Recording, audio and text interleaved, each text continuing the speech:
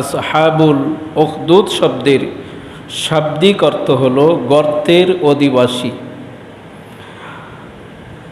আল্লাহর রসুল যখন মক্কাতুল মুকাররমায় ইসলামের দাওয়াত দিচ্ছিলেন, সাহাবায়ে কেরামদের ওপরে কাফেরদের অমানসিক নির্যাতন, নিপীড়ন, জুলুম, অত্যাচার একেবারে শেষ সীমায় গিয়ে পৌঁছে গিয়েছিল।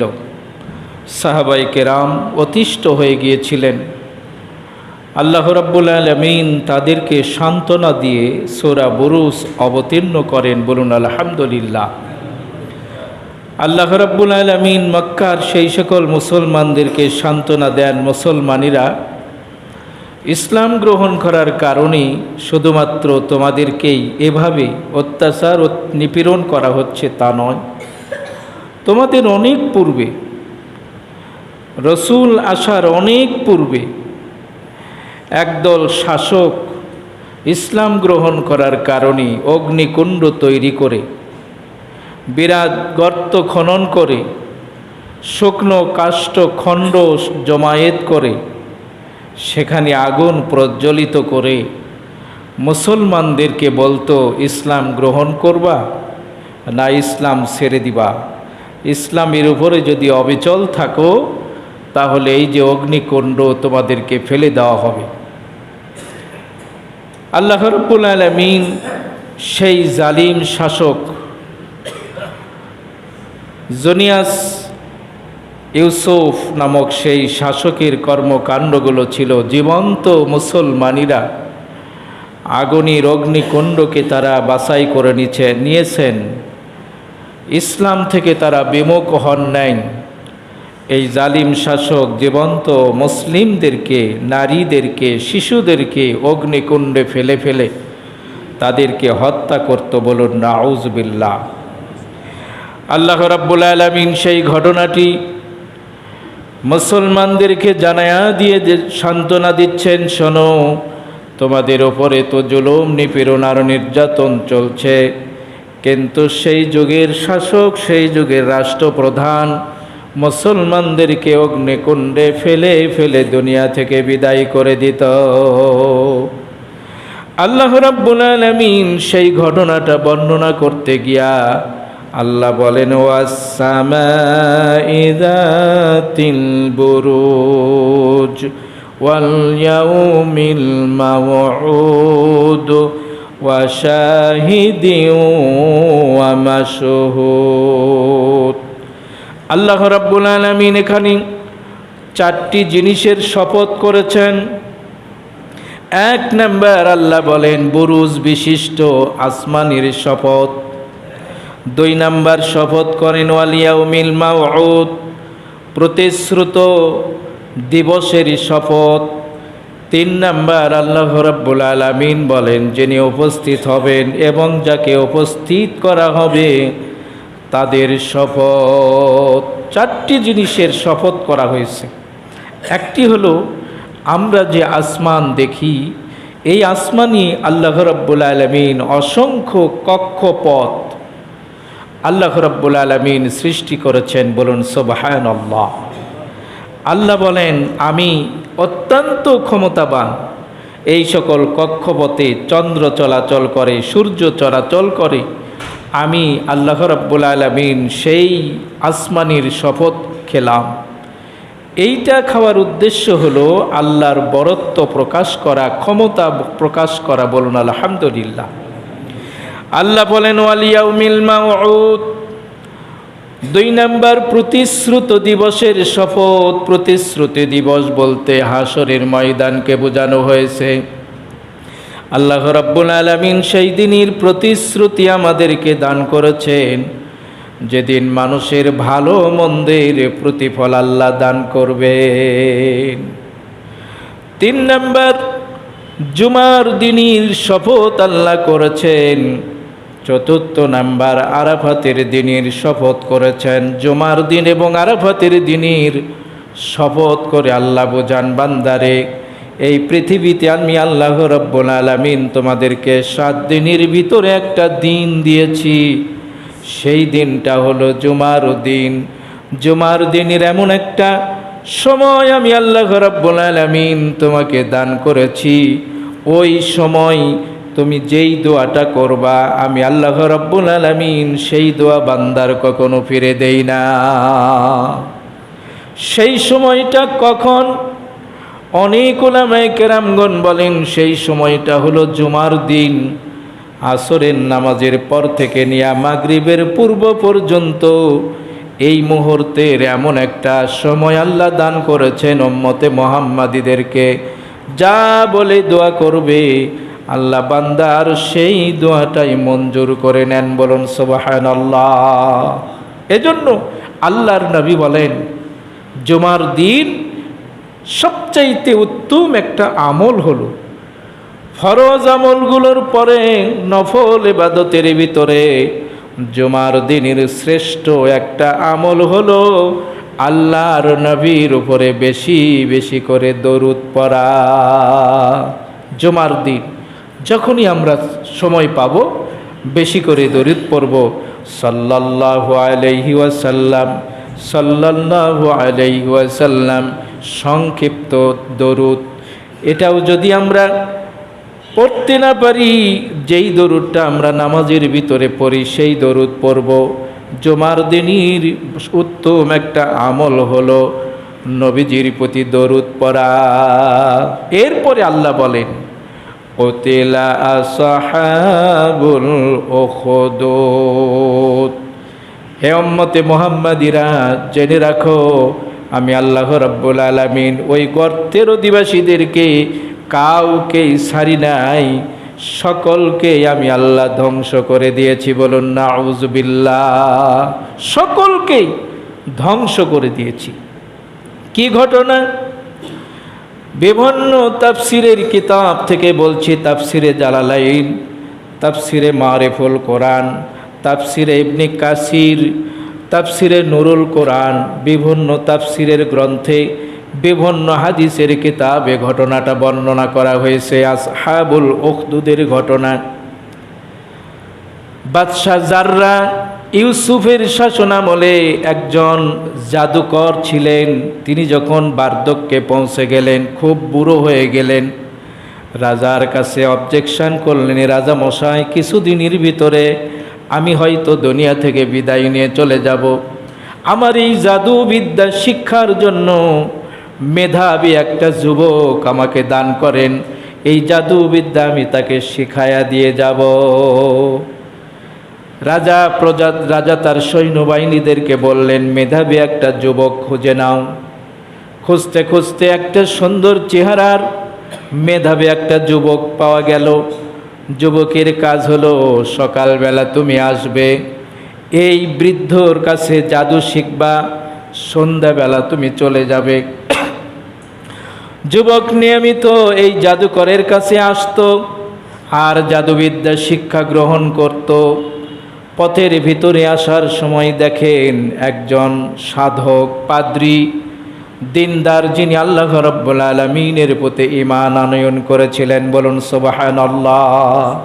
যুবক আসার পথে দেখে এই পাদ্রী খুব সুন্দর সুন্দর ওয়াজ নসিহত মানুষদেরকে করে। আল্লাহর এই বান্দা যুবক এই পাদ্রীর আসক্ত হয়ে যায়, তার দিন গ্রহণ করে, ইসলাম গ্রহণ করে মনে মনে।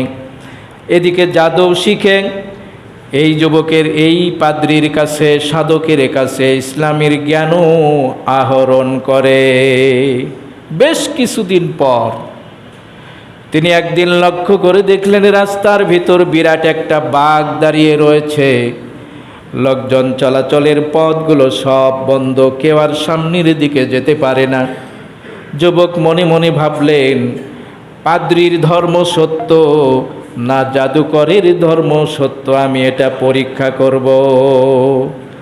একটা পাথর নিয়ে বাঘের দিকে নিক্ষেপ করলেন আর মনে মনে ভাবলেন রব, পাদ্রীর ধর্ম যদি সত্য হয়ে থাকে মেহেরবানি করে আমার এই পাথরের আঘাতে বাঘটা যেন মারা যায়, মানুষের চলাচলের রাস্তাটা যেন খুলে যায়। বলুন সুবহানাল্লাহ। পাদ্রীর ধর্ম ছিল সত্য। যুবকের পাথর নিক্ষেপ করতে দেরি হয়েছে, বাঘটা সঙ্গে সঙ্গে দুনিয়া থেকে বিদায় নিয়ে চলে গেছে। বলুন আলহামদুলিল্লাহ। পাদ্রী কাছ থেকে তিনি চলে গেলেন জাদুকরের কাছে। সেখান থেকে আবার পাদ্রীর কাছে এসে ঘটনাটা খুলে বললেন। পাদ্রী বলল, আল্লাহর বান্দা, আল্লাহ রাব্বুল আলামিনের সর্বোচ্চ মাকাম তুমি দান করেছো, আল্লাহর একজন প্রিয় বান্দা তুমি হয়ে গিয়েছো। তবে এটাও শুনে নাও, তুমি যখন আল্লাহর বন্ধু হয়েছো, আল্লাহর পেয়ারা বান্দা হয়েছো, এই মুহূর্তে থেকে তোমার উপরে আল্লাহর পরীক্ষা আসা শুরু হয়ে যাবে। আল্লাহর নবী বলেন, কোনো ব্যক্তি যখন দিনের উপরে অবিচল থাকে, প্রতিষ্ঠিত থাকে, রাতের অন্ধকারের মতো তার উপরে পরীক্ষা আসতে থাকে। আল্লাহ রাব্বুল আলামিনের পরীক্ষা তার উপরে আসা শুরু হয়ে গেল। এই যুবকের বাঘ মারার ঘটনাটা চতুর্দিকে ছড়িয়ে পড়ল। একটা যুবক পাথরের আঘাতে বাঘ মেরেছে, বিরাট একটা হিংস্র জন্তু দুনিয়া থেকে বিদায় করে দিয়েছে। সকলেই তার কাছে যায়, দোয়া চায়। অন্ধ ব্যক্তিগুলো তার কাছে দোয়া চায়, আল্লাহর বান্দা আমাদের জন্য দোয়া করো, আল্লাহ যেন আমাদেরকে চক্ষু ফিরাইয়া দেয়। কুষ্ঠ রোগী যায়, আমাদেরকে একটু হাত বুলাইয়া দাও, আমরা যেন ভালো হয়ে যাই। আল্লাহর বান্দার কাছে যখন কেউ দোয়া চাইতে যেত, তিনি প্রথম নাম্বার শর্ত দিতেন, আসমান এবং জমিনের যিনি রব, তার উপরে ঈমান আনয়ন করতে হবে। বলুন সুবহানাল্লাহ। এটা হলো প্রথম নাম্বার শর্ত। তোমার উপরে, তোমার জন্য আমি দোয়া করতে পারি, তবে শর্ত হলো আল্লাহর প্রতি ঈমান আনয়ন করতে হবে। এরপরে আমি তোমার জন্য দোয়া করব। আমার দোয়ার মাধ্যম দিয়ে তোমার চক্ষু ভালো হবে না, আমার দোয়ার মাধ্যম দিয়ে তোমার কুষ্ঠ রোগ ভালো হবে না, তোমার মরণ ব্যাধি ভালো হবে না। আমি কিছুই করতে পারি না, আমি শুধু দোয়া করব, মহান আল্লাহ রাব্বুল আলামিন তোমাকে শেফা দান করবেন। বলুন সুবহানাল্লাহ। তিনি কথার ভিতরে অনেক শিক্ষণীয়। আমরা মনে করি ঔষধ খালেই মনে হয় ভালো হয়ে যাবে, তা নয়। এজন্য নবীজি বলেন, ঔষধ খাওয়ার আগে দোয়া করো, ইয়া শাফিয়াল আমরাজ ইশফি মারাদি, হে শেফা দানকারী, রোগ থেকে শেফা দানকারী আল্লাহ, আপনি আমাকে রোগ থেকে শেফা দান করুন। বলুন আলহামদুলিল্লাহ। ঔষধ, ডাক্তার মানুষকে ভালো করতে পারে না, আল্লাহর উপরে তাওয়াক্কুল, এটাই মানুষের শেফা দান করে। বলুন আলহামদুলিল্লাহ। তিনি শর্ত দিতেন, আল্লাহর উপরে ঈমান, এরপরে আমি তোমার জন্য দোয়া করব, তবে এটাও জেনে রাখো আমার দোয়ার মাধ্যম দিয়ে যে তুমি সেরে যাবে তা নয়। আল্লাহর বান্দা এমন এভাবে মানুষের যখন সেবা করতেন, চতুর্দিকে ছড়িয়ে গেল, রাজপ্রাসাদে চলে গেল কথাটা। একজন মন্ত্রী ছিল রাজার, তিনি ছিলেন অন্ধ। যুবকের কাছে এসে বলে, যুবক, আমার চোখে একটু হাত বুলাইয়া দাও, আমি যেন সুস্থ হয়ে যাই। তিনি হাত বুলাইয়া দিলেন, ঈমান আনয়ন করলেন, আল্লাহ রাব্বুল আলামিন তাকে শেফা দান করলেন। মন্ত্রী অন্ধ মানুষ পরের দিন চলে গেল রাজপ্রাসাদে। রাজা ডেকে বলে, তুমি না অন্ধ ছিলে, কেমনি ভালো হলে? বলে, আর রাজা মশাই, বাদশাহ একজন যুবক, তিনি আমার চোখে হাত বুলাইয়া দিয়েছেন, আল্লাহ রাব্বুল আলামিন আমাকে শেফা দান করেছে। আল্লাহ শেফা দান করেছে, আমিই তো বড় রব, আমিই তো বড় খোদা, তুমি আমার কাকে বড় খোদা মনে করো? তিনি ঈমানের তেজে উদ্দীপ্ত কণ্ঠে জালিমের সামনে ঘোষণা দিলেন, আপনি আমাদের রব নয়, আপনি হলেন ওই মালিকের গোলাম যিনি আসমান এবং জমিন সৃষ্টি করেছেন। জোরে বলুন আলহামদুলিল্লাহ। মন্ত্রীর মুখে এমন কথা শুনে বললেন, এই কথা তুমি কোথায় পাইলা? ওই যে পাদ্রী বলেছিল, যুবক, তুমি আল্লাহ রাব্বুল আলামিনের পছন্দনীয় বান্দা হয়ে গেছো। জেনে রাখো, আল্লাহ রাব্বুল আলামিনের পরীক্ষা তোমার উপরে শুরু হয়ে যাবে। মন্ত্রী বললেন, একজন যুবকের কাছ থেকে আমি এই শিক্ষা পেয়েছি, ঈমান আনয়ন করেছি। যুবককে ডাকা হলো, যুবককে বলা হলো, তুমি কার কাছে এমনটি শুনেছো, জেনেছো, শিক্ষা নিয়েছো? বলে, একজন পাদ্রীর কাছে। পাদ্রীকে ডাকা হলো।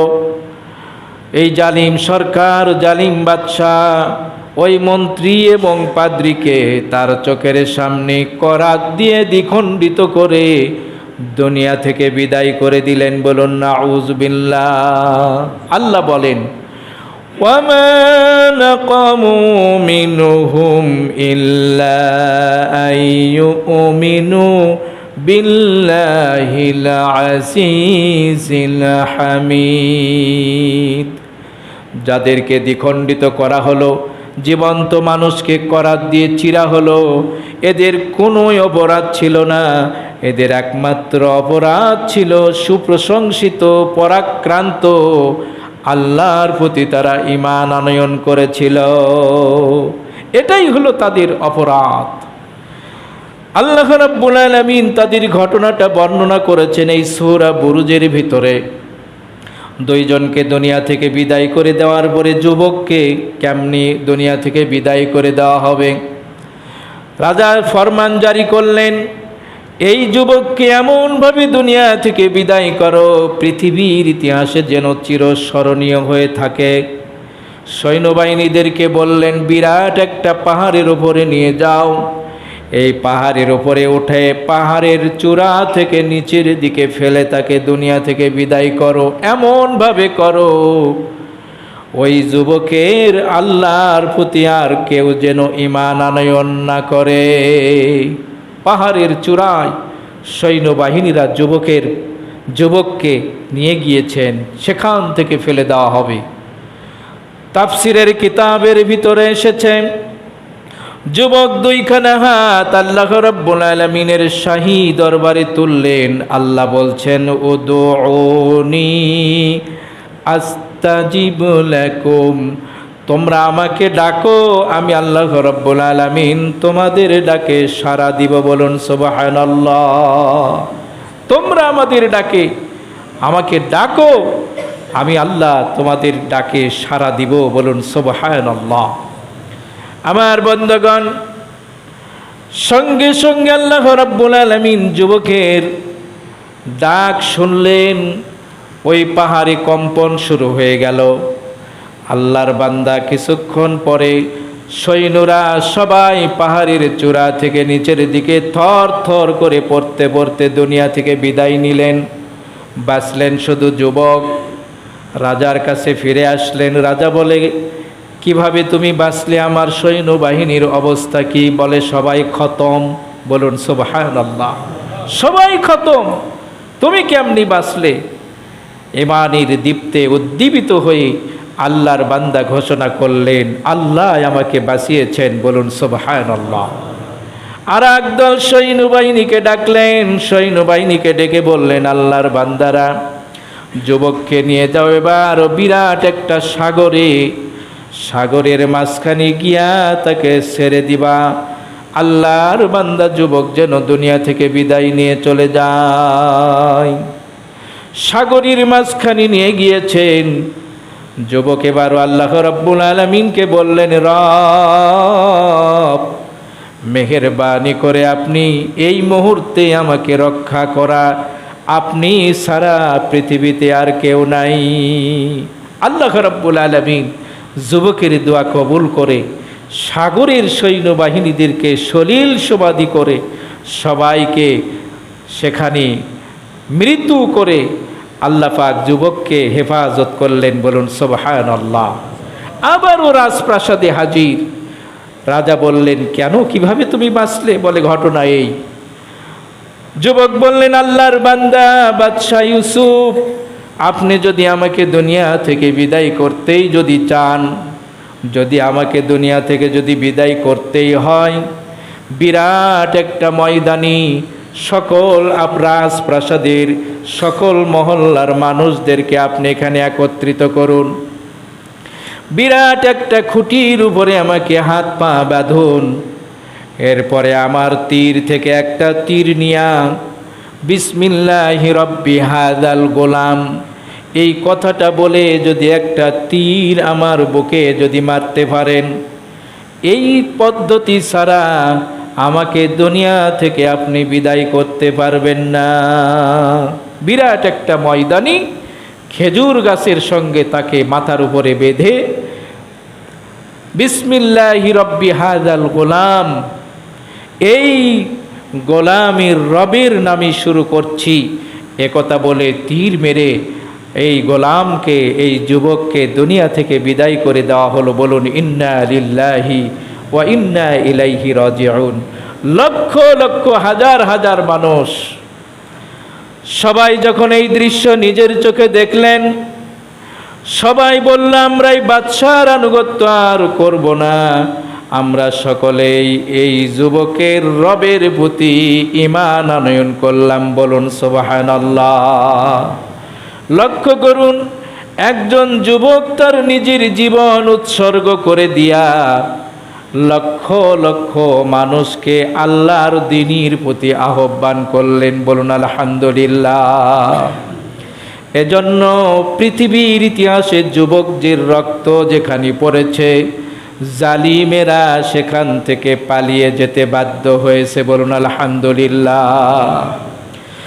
যখন লক্ষ লক্ষ মানুষ এই যুবকের রবের প্রতি ঈমান আনয়ন করলেন, বাদশাহ দেখলো মারলাম একজনকে, ঈমানদার হয়ে গেল আমার রাজপ্রাসাদের সকলে।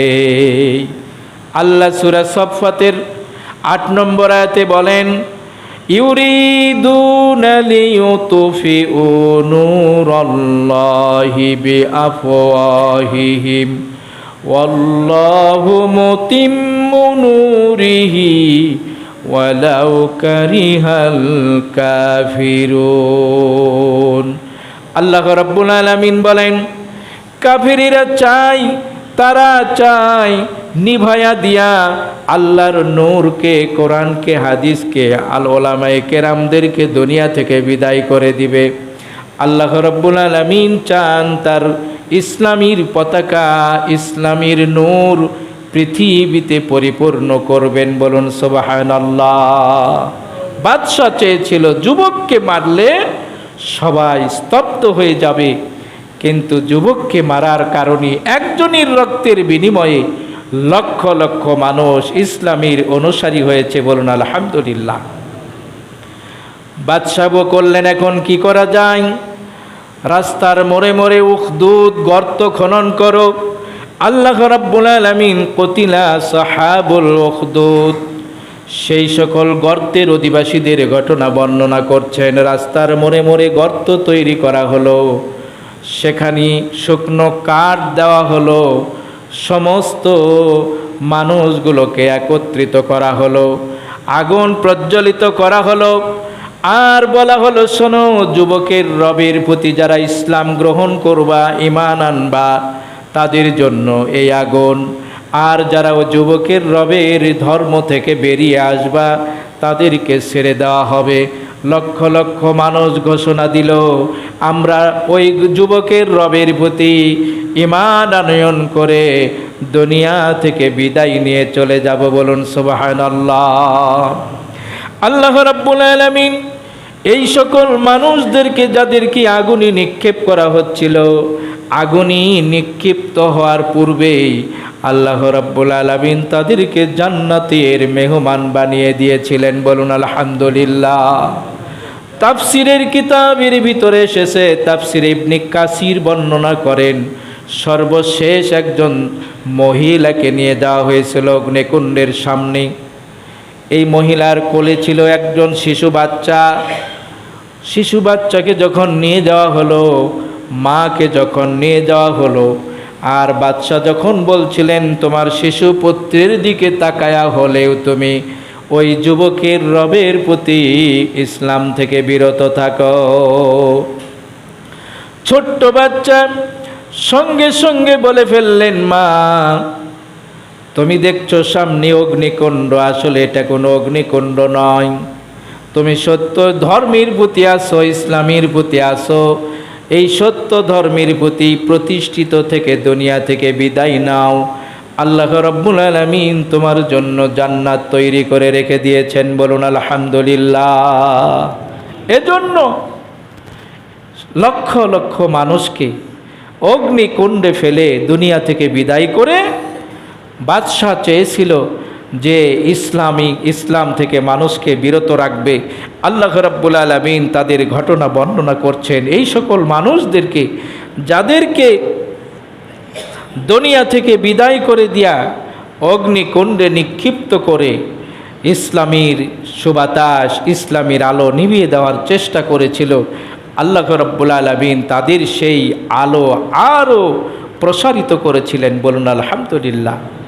মক্কাবাসীদেরকে আল্লাহ তাআলা এই ঘটনাটি বর্ণনা করে বোঝাতে চান, মক্কার লোকেরা, তোমাদের উপরই সামান্যতম নিপীড়ন আর নির্যাতন চলছে।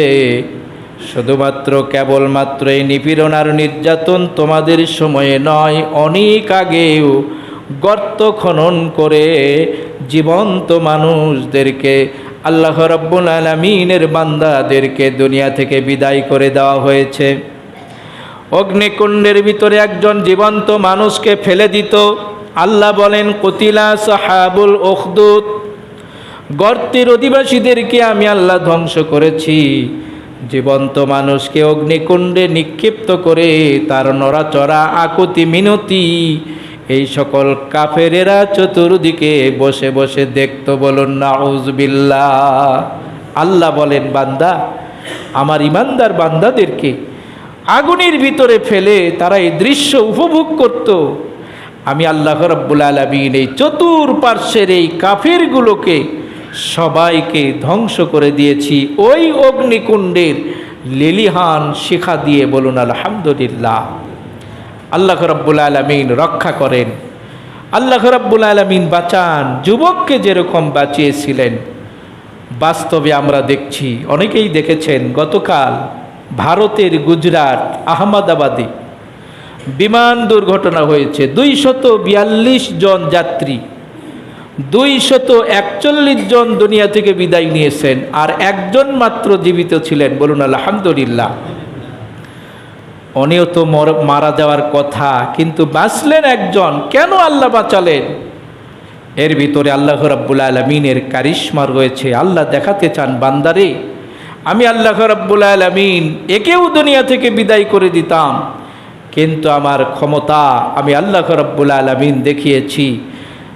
242 জনের ভিতরে 41 জনই দুনিয়া থেকে বিদায় নিয়েছে। শুধু তাই নয়, এই বিমানটি যেই জায়গায় ল্যান্ড করেছে, যেই জায়গায় পড়েছে, এটা ছিল মেডিকেল একটি ছাত্রাবাস। এখানেও স্পটেই প্রায় 5 জনের মতো দুনিয়া থেকে বিদায় নিয়েছেন। 241 জনই মারা গেলেন, মাত্র একজনকে আল্লাহ বাঁচালেন। সবচাইতে মর্মান্তিক ঘটনা হলো, বিমানে ওঠার পর 2 জন ডাক্তার, স্বামী স্ত্রী, তাদের যমজ 2টা সন্তান আর একটা মেয়ে, বিমানে উঠে তারা ছবি পোস্ট করে আত্মীয় স্বজনদের কাছে দোয়া চেয়েছেন, আমরা চলে যাচ্ছি স্বপ্নের শহর লন্ডনে, আমাদের জন্য আশীর্বাদ করিও।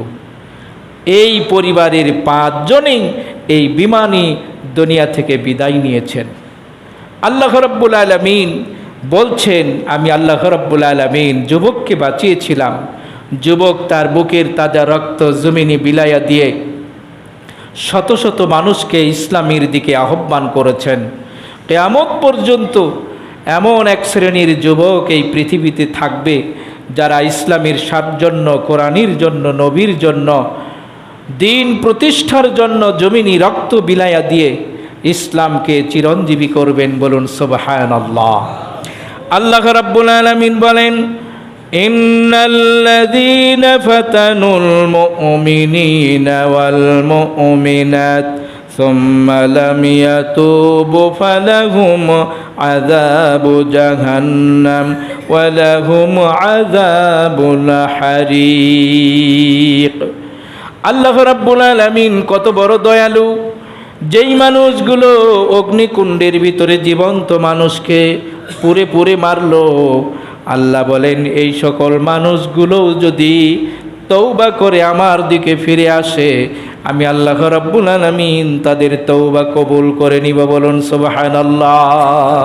জীবন্ত মানুষকে আগ্নি পুড়ে মারলো, এরপরে যদি তওবা করে আমি তাদের তওবা কবুল করব। তওবা না করে লামিয়া তুবু, তওবা না করে যদি তারা মারা যায়, জাহান্নামের দগ্ধ আগুনে তারা নিক্ষিপ্ত হবে। বলুন নাউযুবিল্লাহ।